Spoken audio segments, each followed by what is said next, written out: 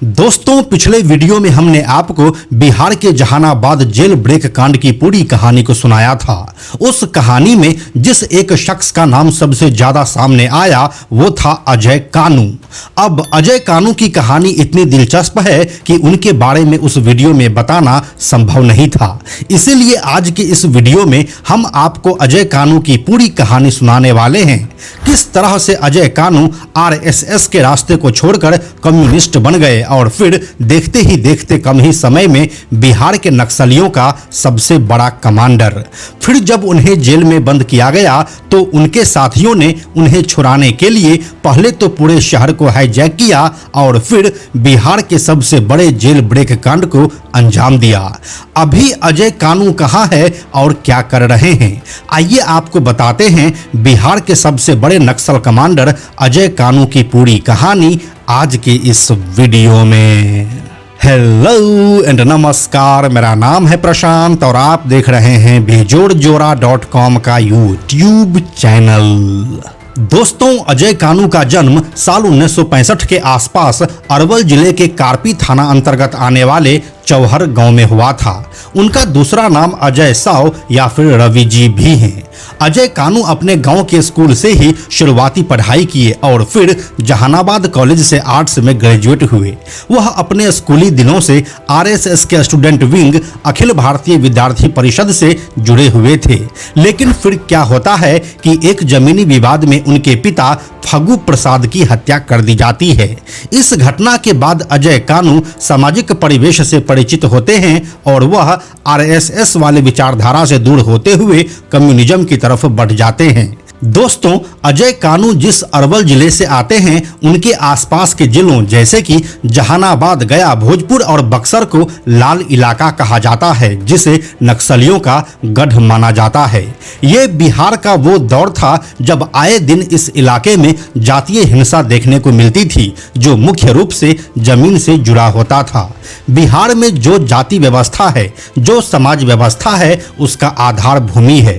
भूमिहार जैसी ऊंची जातियों के पास ज्यादा जमीन होती थी और इसलिए जमींदारों में भी उसका वर्चस्व सबसे ज्यादा था। सामंती व्यवस्था इस समाज की रीढ़ बन चुकी थी और इसी के आड़ में कई बड़े अपराधों को अंजाम दिया जाने लगा था। यानी कि इस समय तक बिहार में अगड़ी जाति बनाम पिछड़ी जाति की जंग शुरू हो चुकी थी। इसी सामाजिक व्यवस्था से निकले अजय कानू अपने पिता की हत्या के बाद पीपल्स वार ग्रुप को ज्वाइन कर लेता है। यह कम्युनिस्ट पार्टी ऑफ इंडिया माले का ही एक विंग था और इसी के साथ अब वह काम करने लगे। इस समय बिहार में कई नक्सली संगठन काम कर रहे थे और सबका मकसद एक ही था कि जमींदारों की भूमि पर कब्जा करना और उसमें खेती करना। इसी दौरान बिहार में कई नरसंहार हुए।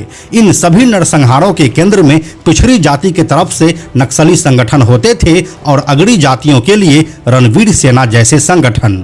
90 के दशक में इस दौरान दोनों तरफ से करीब 10 से ज्यादा नरसंहार हुए, जिसमें सैकड़ों लोगों की जान गई। जहां गया के 12 नरसंहार में भूमिहार मारे गए थे, वहीं अरवल के लक्ष्मणपुर बाथे में दलित, और इसी तरह से एक के बाद एक कई नरसंहारों को अंजाम दिया जाने लगा। दोस्तों, जब नरसंहारों का दौर थोड़ा सा थमा तो अब इन दोनों तरफ के मुख्य लीडर्स की गिरफ्तारी का दौर शुरू हुआ। 80 के दशक में नक्सली संगठन ज्वाइन करने के बाद अजय कानू इस संगठन में काफी तेजी से आगे बढ़े। संगठन में शामिल होते ही अजय कानू तेजी से हथियार चलाना सीख गए और नक्सलवाद के मुख्य विचारधारा से खुद को काफी जल्दी जोड़ लिए। उनके इसी काबिलियत को देखते हुए पहले तो उन्हें नक्सली संगठन के सेंट्रल कमेटी में प्रमोट किया गया और फिर जल्दी ही उन्हें एरिया कमांडर भी बना दिया गया। अब अजय कानू का नाम एक बड़े नक्सल लीडर के रूप में लिया जाने लगा। फिर जब पुलिस ने गिरफ्तारी शुरू की तो इस लिस्ट में नक्सल एरिया कमांडर अजय कानू का नाम भी शामिल हुआ। लेकिन इस समय तक अजय कानू इतने शातिर बन चुके थे कि पुलिस के लिए उनको गिरफ्तार करना नामुमकिन सा हो गया था। लेकिन पुलिस उनके लिए पूरे इलाके में जाल बिछा चुकी थी। फिर साल 2002 में एक बार अजय कानू एक बिजनेसमैन बनकर जहानाबाद से पटना जा रहे थे। इसी दौरान वह पुलिस के हत्थे चढ़ गए और उन्हें गिरफ्तार कर लिया गया। अजय कानू को गिरफ्तार करके जहानाबाद जेल में भेज दिया गया। अब पुलिस के हाथ एक बड़ा नक्सल कमांडर लग गया था जिसके पास पूरी इंफॉर्मेशन हो सकती थी। इसलिए पुलिस पूरा जोर लगाकर अजय कानू को इंटेरोगेट करने लगी। जब उन्होंने कुछ भी बताने से मना कर दिया तो उनके ऊपर 3rd डिग्री टॉर्चर का भी इस्तेमाल किया गया, लेकिन सख्त अजय कानू के ऊपर इन सब का कोई असर नहीं हुआ और पुलिस को बेरंग ही रहना पड़ा। दोस्तों, जेल के बाहर नक्सली संगठन चलाने वाले अजय कानू जेल के अंदर भी एक लीडर जैसा ही रहे। अजय कानू जेल में रहते हुए कई बार धरना प्रदर्शन कर चुके थे जिसमें वह कैदियों के लिए बेहतर खाना और सही से रखने की बात करते थे। इसी जेल में रणवीर सेना के कुछ लोग भी बंद थे और जेल के अंदर भी कास्ट और क्लास की बहस शुरू हो चुकी थी जिसमें कई बार हिंसक झड़प भी हो चुका था। इन्हीं सब चीजों से पार पाने के लिए जेल प्रशासन ने अजय कानू को गया जेल में शिफ्ट करने की बात की, लेकिन गया जेल ने अजय कानू को अपने यहां लेने से इनकार कर दिया। इसके बाद भागलपुर जेल को अप्रोच किया गया लेकिन उसने भी मना कर दिया और अब अजय कानू को जहानाबाद जेल में ही रहना पड़ा।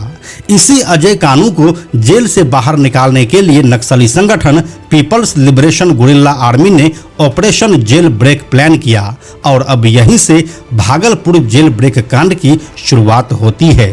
फिर 13 नवंबर 2005 की रात को नक्सलियों ने अजय कानू को जहानाबाद जेल से छुड़ाने के लिए पहले पूरे शहर को हाईजैक किया और फिर जेल को अंदर और बाहर दोनों तरफ से बम मारकर उसे भी पूरी तरह से तोड़ दिया।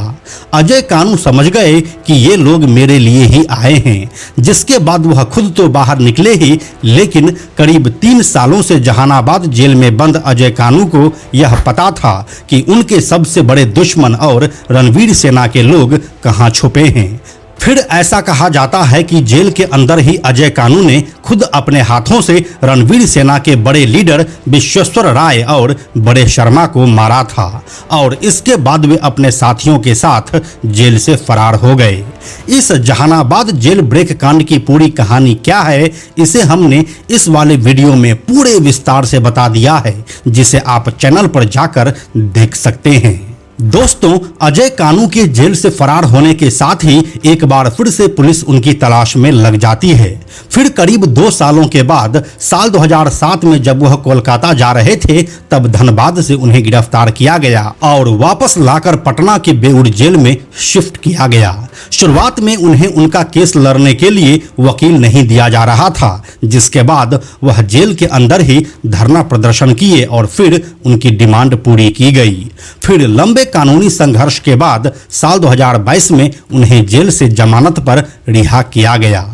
अगर उनके वर्तमान समय की बात करें तो उनकी पत्नी शारदा देवी एक लोकल लेवल की पॉलिटिशियन है जो साल 2021 में हुए बिहार ग्राम पंचायत के चुनाव में अपने गांव चौरम से मुखिया का चुनाव लड़ी थी। इसके बाद साल 2024 में लोकसभा चुनाव से पहले अजय कानू लालू यादव से मिले थे, जिसमें वह अपनी पत्नी के लिए जहानाबाद से लोकसभा टिकट की डिमांड किए थे, लेकिन उन्हें टिकट नहीं दिया गया। अभी के समय में वह खुद लोकहित अधिकार पार्टी नाम के एक दल से जुड़े हुए हैं और उनका मकसद है अपनी पत्नी को साल 2025 का बिहार विधानसभा चुनाव लड़वाना। वो खुद इलेक्टोरल पॉलिटिक्स में हिस्सा नहीं ले सकते हैं क्योंकि एक मामले में कोर्ट ने उन्हें 7 सालों की सजा दी है। तो दोस्तों, यही थी बिहार के सबसे बड़े नक्सल कमांडर अजय कानू की पूरी कहानी। इस कहानी के बारे में अपनी राय आप हमें कमेंट में लिखकर जरूर बताइए। हम जल्दी मिलते हैं आपसे एक नए कहानी के साथ। दोस्तों, YouTube हमारी वीडियोज की रीच को आगे नहीं बढ़ा रहा है, इसलिए हमें आर्थिक समस्या का सामना करना पड़ रहा है। अगर आपको बेजोड़ जोड़ा के वीडियोज से कुछ अच्छा जानने और सीखने को मिलता है तो कृपया हमें आर्थिक सहायता दें, जिससे कि यह जानकारी आपको आगे भी मिलता रहे। आप हमें 100, 200, 500 या फिर 1000 रुपये से भी अपना समर्थन दे सकते हैं, जिससे कि हम नए नए कहानियों पर लगातार काम करते रहें। आपके सहयोग के लिए धन्यवाद। साथ में हम आपको यह भी बताते चलें कि आप में से 97% ऐसे लोग हैं जो हमारे वीडियोस को देखते तो हैं लेकिन हमारे चैनल को सब्सक्राइब नहीं करते हैं। ऐसे लोगों से हमारी हाथ जोड़कर विनती है कि अगर आपको हमारे वीडियोस पसंद आ रहे हैं तो आप बेजोड़ जोड़ा के इस चैनल को सब्सक्राइब जरूर कर लीजिए। साथ ही बेजोड़ जोड़ा नाम से हमारा एक एक्स अकाउंट है यानी कि ट्विटर अकाउंट है, आप उसे भी फॉलो जरूर कीजिए। यह वीडियो अगर आपको पसंद आया तो इसे लाइक और शेयर जरूर करें। आने वाले वीडियोस के लिए बेजोड़ जोड़ा को सब्सक्राइब करके बेल आइकन को टच करना ना भूलें। Thank you so much.